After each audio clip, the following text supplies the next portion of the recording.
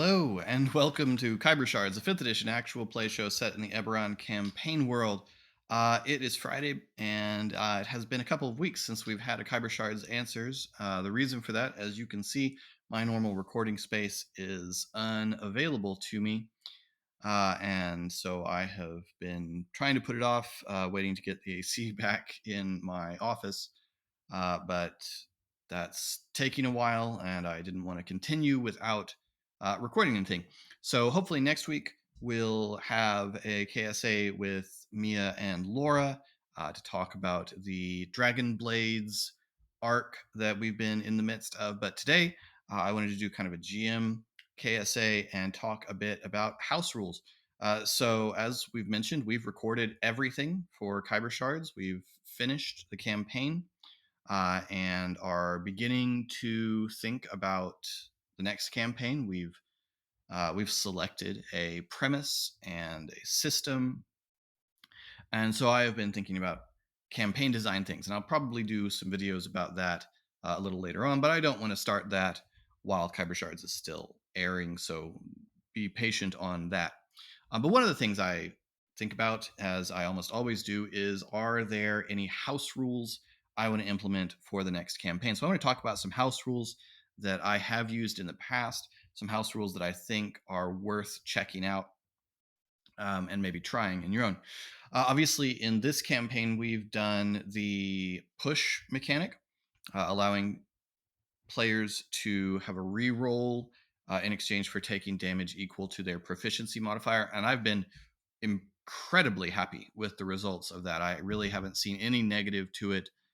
The players are excited to take damage, and that's delightful. I suppose it certainly results in the players succeeding more often than in a regular D20 system, but for a super heroic adventure like this, that's not a bad thing, at least in my opinion.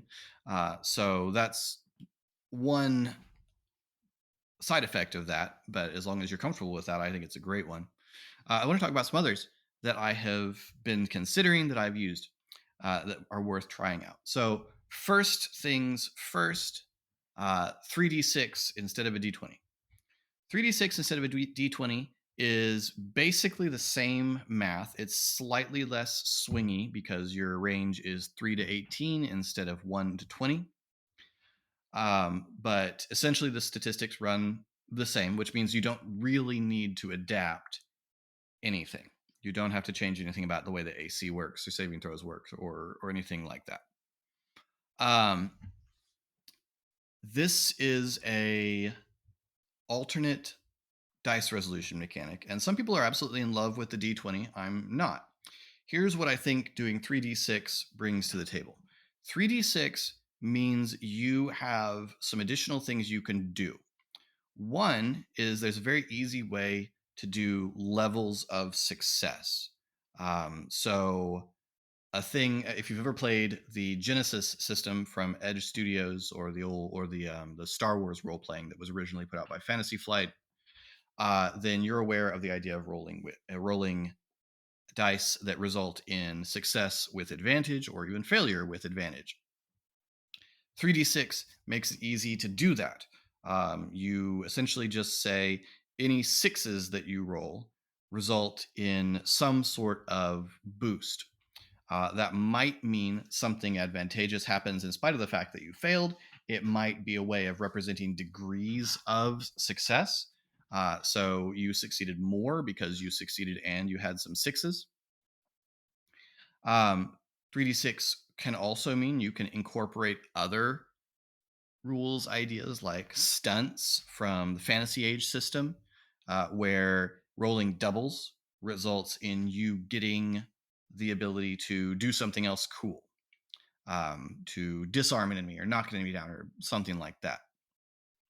And what other systems you incorporate with 3d6 is really up to your taste, but it's much easier to do than when you're rolling a d20 because you have something else that the dice are doing that you can incorporate as a metric. So if you want the dice roll to tell you more than success or failure, 3d6 is worth trying out because it's very hard to get a d20 to tell you more than that. You can by like, how many multiples of 5 did you beat it by, that kind of thing. I've seen that, but it's a lot more straightforward and easier with 3d6 because it's easy to see the binary pass fail, but now you can also check for doubles, for sixes, for things like that. So if you've been wanting to be able to create a second axis beyond just success or fail, 3d6 as a house rule is worth trying out. And it really, again, it doesn't change anything. The only thing you lose is natural 20s.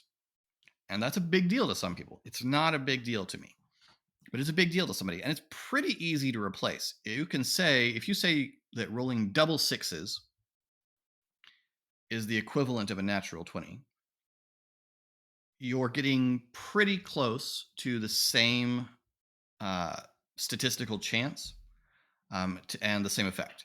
Now, the only thing about 5th edition D20 that you would need to adjust is there are a very small number of mechanical systems where crits happen on a 19 or 20. The champion, fighter class, I think a couple of magical items. You need to replace that. You need to think of something else to do for that, or some other way to adjust that. But beyond that, it really doesn't require any adjustments. Really easy to implement. And that's a big thing for me. If I'm going to do a house rule, ideally it should be very easy to implement because D&D's got enough stuff to track already. So 3d6. Another is luck points. So Tales of the Valiant, which is a different take on 5th edition D20 that's come out from Kobold Press, doesn't have inspiration. Instead, it has luck points. And when you miss with an attack, you get a luck point. You can then use that luck point in the rules as written. You can use that luck point you can trade in luck points for a 1-to-1 bonus to a roll. So you spend 1 luck point, you get a +1 to the roll. You spend 5 luck points, you get a +5 to the roll. Or you can spend 3 luck points to completely re-roll the die. That's fine, and some people will really like the I know what I'm getting aspect of that. I like rolling more dice, and so if I was going to implement luck points, I might adjust that and say 1 luck point allows you to roll a d4 and add it to your result. 2 luck points allows you to roll a d6 and add it to your result. 3 luck points allows you to roll a d8 and on up to a d12 for 5 luck points. The way that Tales of the Valiant has it, you can't have more than 5 luck points. If you earn a 6th luck point, you roll a d6 and reset your dice, your luck points to that value. This is meant to discourage hoarding of luck points and spending them all in one go, which I think is a good system. So luck points, another system you could borrow from Tales of the Valiant and easily implement into any D20. A big advantage that this has over inspiration is it makes it very easy to know when you've got it, because you earn it when you miss. It's no longer just on the DM to remember to give inspiration. And I'm very bad about remembering to give inspiration. And so that really appeals to me. I play in a game with a guy who's great about remembering to give inspiration. And so it wouldn't make any sense to get rid of inspiration because he's using it outstandingly. But for me, and I think for most DMs, it's kind of hard to keep track of it and remember that you're supposed to do this when certain things happen, especially because those things are not specially designed or specially designated by the rules for you. If you really like inspiration, then stick with inspiration. But this is an alternate to inspiration that takes the tracking of it out of the DM's hands and can be used in a couple of different ways. I wouldn't want to go so far as to say you get inspiration every time you miss, because I think that would be a little much. Plus, you couldn't. What happens if you miss twice in a row? I mean, I guess you just don't get it. I guess you would just spend the inspiration to reroll. It seems like that would be more impactful than even the push that I've used in Khyber Shards. So I probably wouldn't want to do that. So that's another very, very simple house rule that's easy to implement. It doesn't really alter anything. You could stack it with other house rules. It just makes one aspect of the game, I think, slightly easier. And I like that notion as a replacement for inspiration. Now, I probably wouldn't combine it with the push mechanic because the push mechanic is all about sacrificing something in order not to miss, and the luck point mechanic. Good, the sun came out and blinded my camera.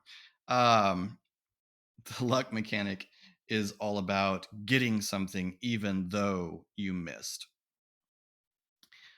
and those are very very different goals in of design. So I probably wouldn't combine those, but you could if you wanted a game with a lot of opportunities to undo a miss. Another interesting house rule that a lot of people are talking about right now is no more rolling to hit. This is harder, and I like some aspects of it, but it does require a lot more adjustment.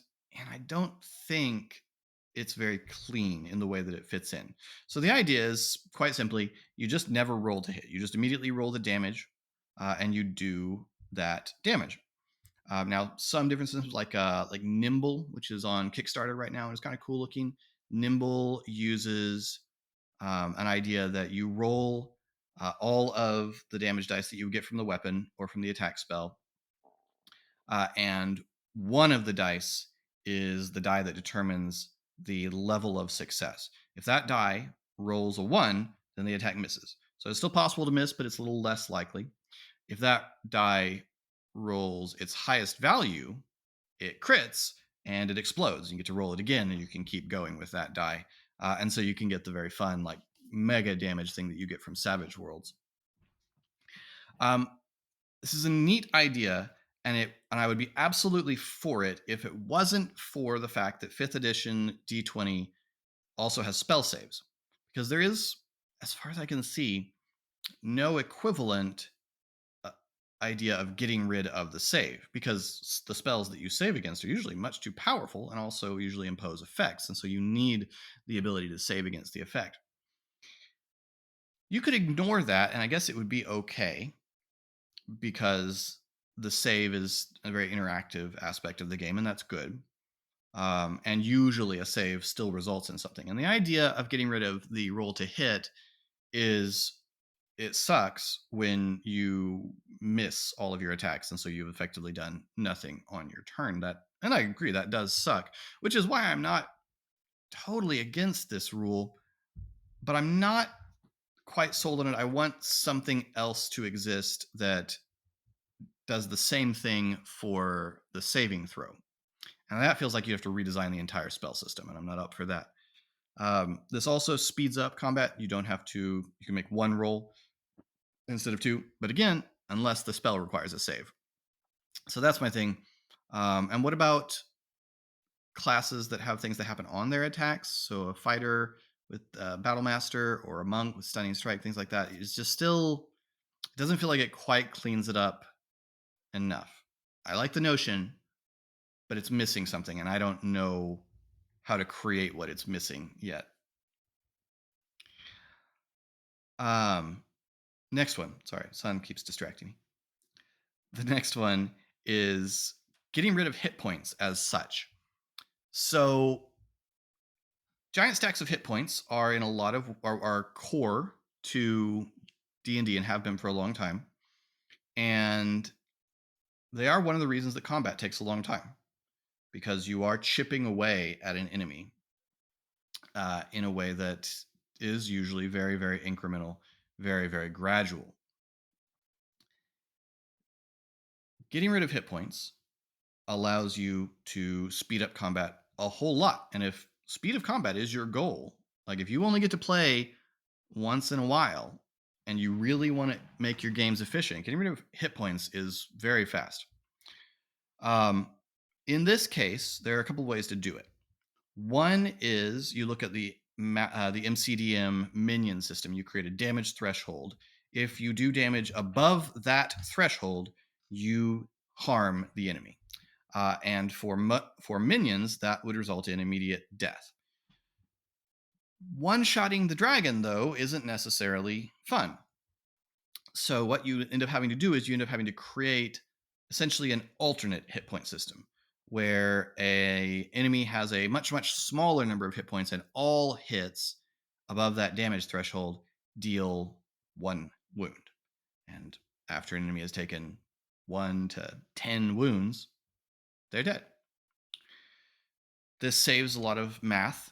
You're not having to subtract from the monster's hit point pool. You're not having to track the monster's hit point pool. It does speed things up a lot. An alternative to that is you just get rid of the damage roll and you say, okay, I hit you, therefore you take 1 wound. I think a lot of players wouldn't like that because rolling a giant fistful of dice for damage is a lot of fun. And it's a lot of fun to see when you roll really high on damage. On the other hand, if your players aren't really concerned with the numbers game, if your players aren't really excited by rolling the big fistful of dice, then ditch it. Ditch the damage roll and ditch hit points, and it's just a matter of did you hit? If you hit, great. If you crit, 2 wounds. Pretty straightforward. So it's pretty easy to do. Getting rid of hit points, I would argue, is a lot better way to speed up combat than getting rid of the attack roll. I probably wouldn't do it because rolling the big fistful of dice is a lot of fun for me. And I believe my players, especially the players from Khyber Shards, enjoyed the big fistfuls of dice. And so I think they would miss out. But it's worth talking to your players about, especially if you're worried about the speed of combat, because I would argue that the hit points is the thing that slows you down a lot more than the attack roll. And so if I was going to get rid of part of an attack, I'd get rid of the attack roll or the damage roll, not the attack roll. So these are a few things that I've been kind of tossing around in my head as I think of ways to make our next campaign run smoothly. Push was very popular. My players really liked it. I also, though, really like this idea, like the luck points notion, but I don't think those are a good combination. It's probably the sort of thing that I would have a conversation with my players about. And I would honestly have a conversation with your players about any house rules. Now, I want to say that conversation doesn't necessarily have to be, may I please use this house rule? Hopefully you've got the relationship with your players where you can say, I'm going to use this house rule. Please let me know if it becomes a problem. But I've used the 3d6 thing in a couple of different situations. And on one of the occasions I said it, and one of the players really did look at me like I'd grown a second head because the idea of not rolling a d20 was abominable to him. Now, in fairness, I was vindicated. He really liked the 3d6 system, so I guess that works well for me. But the conversation is important if you're going to implement a house rule for your campaign. But I like house rules, and I like tweaking a game to make it run more the way I like it. So it's worth a conversation. Now, there were a couple of questions regarding this short Khyber Shards answers, one of them related to this topic and the other one related to the campaign. So I'm going to jump into those. First of all, Mia asks about house rules. When you started DMing, did you start using house rules right away, or did you take some time to feel comfortable making changes to the preset rules? Honestly, I started tweaking my D&D games almost immediately. I've always liked game design. I've always liked fiddling with things and designing rules. And so I pretty immediately started messing with it. I would not say very, very successfully at first. It took me a while to really understand the rules. I started out in 4th edition D&D, and 4th edition D&D relied a lot. Now, I am a proponent of 4th edition D&D. I think it was a very interesting system, and it did some things that I wish Wizards hadn't abandoned just because it wasn't popular.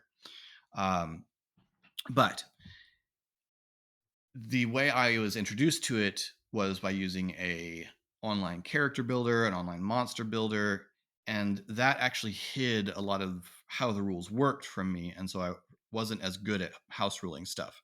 But I was house ruling pretty quickly. And once I moved away from using the online tools to build characters and build monsters, I had a much better grasp of the rules and the numbers behind the rules, and it was a lot easier to house rule stuff. Mia also asks, do you make changes based on your desires or the player's desires? Honestly, most often my desires. I haven't really had a situation where a player has asked me, can we house rule this, other than like something specific for their character. and I'm usually willing to work with a player on that. But in terms of house rules for the whole campaign, usually my desires. Um, I'll usually ask players if they're okay with it, but it's usually based on something I want to try and implement in the campaign. And then me asks finally, have you ever set a rule that your players disliked? If so, do you maintain the rules? Do you make changes mid campaign? I have used house rules that my players didn't get into. I don't know that I've ever used a house rule that a player just actively disliked, but I've definitely used house rule systems that didn't fit. Usually, that's been me trying to add an additional system on top that it just gets finicky. For example, I tried early in Khyber Shards. I tried to add the faction mechanic from Blades in the Dark, and the players just didn't really dive into interacting with it. Eric was really, I think, the only one who was really into that. Um, Maybe Ra, but I think Eric was the one I noticed really playing with that the most. Everyone else really didn't, and so trying to force it just didn't make sense. So I kind of ditched it after a while. The premise for the next campaign does kind of need something like that. I'm probably going to make another run at it and see if I can do it better than I did this time. Um, yeah, let's try and do that a little bit more effectively than I did the first time. And then Emily has some questions regarding the campaign. Um, Emily would like to know, why didn't Soren use his set a dragon mark on fire spell during the fight with the Strike Force like he did against Thor in episode 2? Was the spell always intended as to be narrative in nature, or did you stat it out only to realize it was too punishing given how much their marks have grown? So I didn't need to stat it out. I borrowed that from the book Dragon Marked, which had a lot of interesting spells tied to dragon marks and things you could do with and against dragon marks. Um, Honestly, the way it was statted out, it's very narratively cool, but not super powerful. It basically shuts down a mark temporarily and does some damage. And the problem with it late in the game was it wasn't going to be his most dangerous thing to use. And at this point, you gotta make big swings against player characters that are this high level. But also, especially with like Ari's marked powers, the things on his character sheet that specifically come from his mark, are only a fraction of what Eric flavors as coming from his mark. Um, and so using that and saying, okay, you can't use anything coming from your mark, it becomes really weird because you have to try and disentangle the mechanics and the story. And so that would have been tricky. But mostly, it just wasn't going to be the actual most powerful thing he could do at that point. And so used the more powerful, more traditional spells in an attempt to win what turned into a very one-sided fight. Secondly, if Soren had set a dragon mark on fire spell on Ari after Ari marked Soren, would Soren also have been set himself on fire where Ari's mark was, or would it have only set Ari on fire? I would say it would only set Ari on fire because Ari is not literally placing his dragon mark on someone. That's his curse, his Hexblade's curse, and that is, I have always understood it to be, that's a manifestation of Ari's choice, what the curse mark looks like, not a literal manifestation of Ari's mark, because the Hexblade's curse has always come from his pact and not from his mark. So it is different. And then Emily asks, I know that Tommel said he was in his right mind as a herald, but was the Dragonhawk? Given their demeanor and the fact that you compared the Dragonhawk to a marionette, I'm not sure if they were being controlled. My intention is that the heralds know what they're doing. The heralds have made a choice to give themselves over to Kulsir. It's not mind control. It's not force. They've chosen to do this for a variety of reasons. And so they are making their choice. So yeah, the Dragonhawk was not being dominated, was not being puppeted. The Dragonhawk chose, and this was essentially a manifestation of their kind of the dark mirror of their personality is what was being manifested in their look and their behavior. So, nope. Dragonhawk was in their right mind and chose to do what they did. So, anyway, that's all of our questions. This was a little shorter, and I know the lighting is terrible. Hopefully, by next week, the office will be not a sauna, and we can move back there and get back into regularly scheduled Khyber Shards answers as we go towards this very, very quickly ending campaign. In the meantime, if you'd like to get in touch with us, you can find links to all of our social media down in the description below. New episodes of Khyber Shards drop on Mondays, and Khyber Shards Answers drop most Fridays. And until next time, thanks for rolling with us.